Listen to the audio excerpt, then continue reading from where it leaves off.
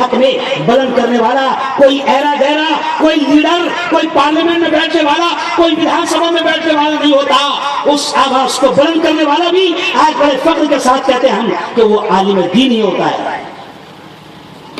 تاریخ اٹھا کر دیکھو آپ، پوری تاریخ اٹھا کر دیکھو آپ کہ ملک میں جب بھی آفتیں آئی، ملک میں جب بھی مصیبتیں آئی، ملک میں جب بھی حالات خراب ہوئے ہیں تو ان علماء کرام نے مسجد کے منبر و محراب سے، ان علماء کرام نے ایسے اسٹیجوں سے، ان علماء کرام نے سڑکوں پر، راستوں پر اور چوراہوں پر حق کی آواز اٹھائی اور حکومت کی آنکھوں میں آنکھیں ڈال کر بات کی ہے.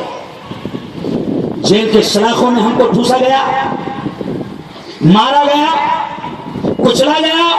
پرانی تاریخ پوری اٹھا کر دیکھیے کہ علماء کرام نے ہر وقت ظالموں اور قاتلوں کے ظلم اور قتل کے خلاف آواز اٹھائی ہے. اور صاف کہہ رہا ہوں کہ قیامت تک یہی وہ طبقہ ہے جو آواز اٹھاتے رہے گا انشاءاللہ. بولو زور سے انشاءاللہ. ان کا احسان ہے.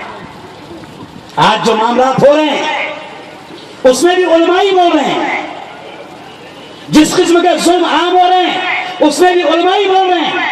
میں خود ایک عالم ہونے کے بعد میں خود ایک سیاسی لیڈر ہوں، لیکن افسوس ہوتا ہے کہ میں اپنی برادری کے ان سیاسی لیڈران کو کبھی مسلمانوں کے ظلم کے خلاف یا مسلمان پر جو ظلم، جو اتیاچار، ناانصافی کی جا رہی ہے، میں کھل کر کہہ رہا ہوں کہ ہمارے علاوہ، علماء کے علاوہ کسی پارلیمنٹ اور ویدھان سبھا میں بیٹھنے والوں کو بھی ہم بولتے ہوئے نہیں دیکھ پا رہے.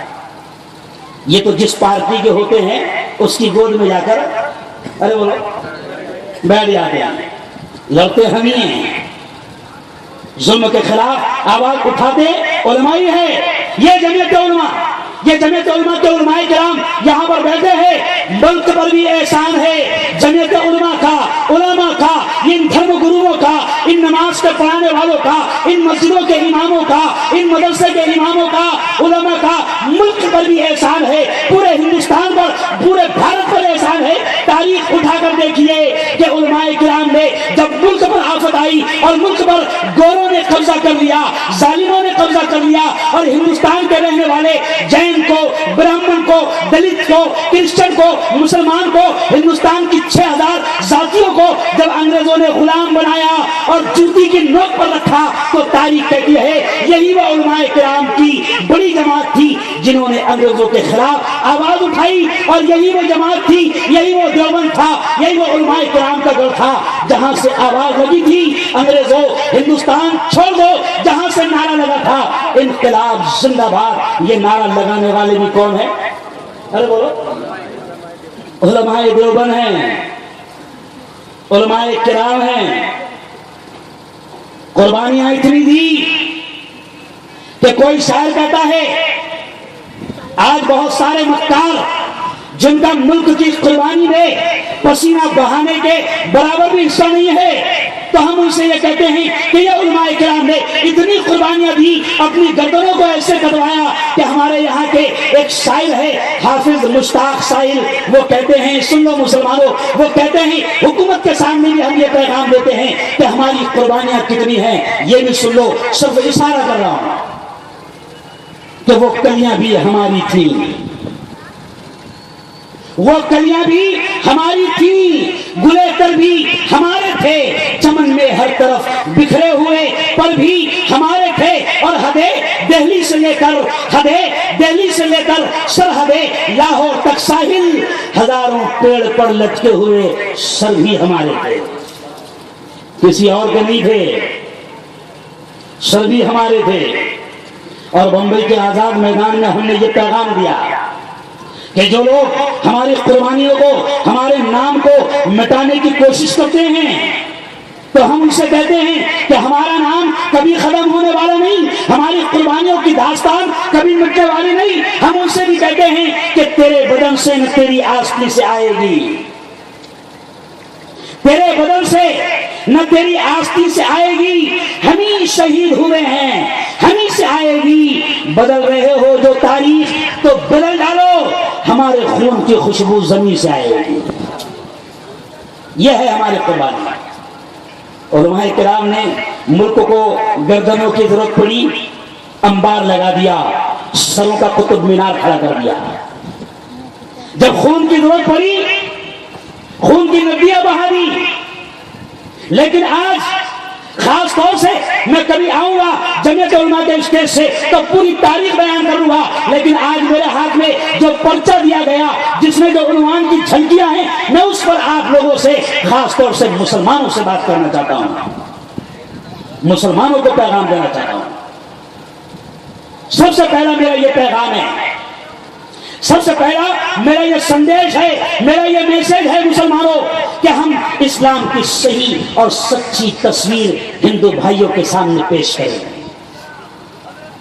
یہ بہت صاف کہہ رہا ہوں، صحیح اور سچی تصویر اپنے ہندو بھائیوں کے سامنے پیش کریں۔ کیوں؟ اس لیے کہ غلطی یہ ہوتی ہے، میرا ہندو بھائی، میرا برادر وطن، میرے ملک کا رہنے والا میرا رمیش بھائی، کیلاش بھائی، پرکاش بھائی، تمام ہندو بھائی وہ ہم کو دیکھ کر سمجھتے ہیں کہ شاید اسلام یہی ہے، ان کا دھرم یہی ہے جو ہم میں نظر آ رہا۔ ابھی چند دنوں پہلے پچھلے مہینے میں پورے ملک میں پوری دنیا میں جگہ جگہ انڈونیشیا، جاپان، ملیشیا، آسٹریلیا، یہاں تک کہ انگلینڈ، لندن، اب تو عجیب ہو گیا کہ واٹس ایپ آ گیا، سوشل میڈیا آ گئی، پوری دنیا میں لوگوں کے سامنے بتایا گیا کہ پوری دنیا کے مسلمانوں نے پیارے آقا جناب محمد مصطفیٰ صلی اللہ علیہ وسلم کا یوم ولادت بڑے جوش و خروش سے منایا، بہت جوش سے، اور محبت کا عجیب عالم کہ ایک کملیش تیواری، ایک ایسا شخص کہ جس نے ہمارے حبیب کی شان میں گستاخی کی، ہمارے نبی کی شان میں گستاخی کی، پوری دنیا نے دیکھا کہ پورے ملک کا مسلمان، پوری دنیا کا مسلمان سڑکوں پر اتر آیا، پتلے جلائے، کملیش تیواری کے خلاف نعرے لگائے، اس کے لیے پھانسی کی سزا کی مانگ کی۔ میں کلیئر طور پر کہہ رہا ہوں کہ یقیناً احتجاج ہونا چاہیے، دھرنے ہونا چاہیے، ناراضگی کا اظہار ہونا چاہیے، اور ہمارے ملک کے دستور نے، سمویدھان نے، ہمارے ملک کے قانون نے ہمیں اپنی ناراضگی کا اظہار کرنے کی پوری اجازت دی ہے، اور خدا کا شکر ہے کہ پورے ملک میں ناراضگی کا اظہار ہوا، کوئی شک نہیں۔ کملیش تیواری کو سخت سے سخت سزا دی جائے، کملیش تیواری کو پھانسی پر چڑھایا جائے، کملیش تیواری کو ایسی سزا دی جائے کہ کوئی دوبارہ ایسی حرکت نہ کرنے پائے۔ یہ ہم نے مانگ کی، بہت صحیح کیا، یہ محبت کا تقاضا ہے، یہ عشق کا تقاضا ہے، لیکن بڑے افسوس کے ساتھ اب میں تمہیں کچھ پیغام دینا چاہتا ہوں کہ ٹھیک ہے کملیش تیواری نے گستاخی کیا، سزا کا حقدار سخت سے سخت سزا ہونی چاہیے، لیکن ہمارا ایک سوال ہے کہ کیا کملیش کے سامنے نبی کی زندگی کبھی پہنچائی جائے گا؟ مرتضی پور میں ابھی 10 دن پہلے یا 12 دن پہلے مرتضی پور میں ہمارا پروگرام تھا، پروگرام میں اسٹیج پر مولانا 7 ایسے نو مسلم بھائی جو کبھی کیلاش تھے، پرکاش تھے، وہ اسٹیج پر بیٹھے ہوئے تھے، تو ایک بھائی جس کا نام پرانا پرکاش ہے لیکن اللہ نے اس کو ایمان کی دولت دے دیا، ابھی اس وقت اس کا نام ہے عبد الواحد۔ کیا نام ہے؟ عبد الواحد۔ تو عبد الواحد نے مجھ سے ملاقات کی اور کہنے لگا مفتی صاحب کملیش کے خلاف پورے ملک میں دھرنے دیے جا رہے ہیں، بہت اچھی بات ہے، لیکن کہا کہ مفتی صاحب آپ سیاست میں ہو تو میں سیاسی اعتبار سے آپ سے درخواست کرنا چاہتا ہوں۔ میں نے کہا بھائی عبد الواحد بتاؤ کیا کہنا ہے؟ تو وہ کہنے لگا کہ مفتی صاحب میری تمنا ہے، میری خواہش ہے، میری درخواست ہے کہ مجھے کسی بھی طریقے سے جیل میں جا کر کملیش تیواری سے ملاقات کی اجازت مل جائے تو بہت اچھا ہوگا۔ میں کملیش کے سامنے جا کر اس سے پوچھنا چاہتا ہوں کہ جس نبی کی شان میں تو نے گستاخی کیا اس نبی کے بارے میں تو جانتا کیا ہے؟ پھر کہنے لگا وہ پرکاش جس کا نام عبدالبائی، وہ کہنے لگا مفتی صاحب میرا یقین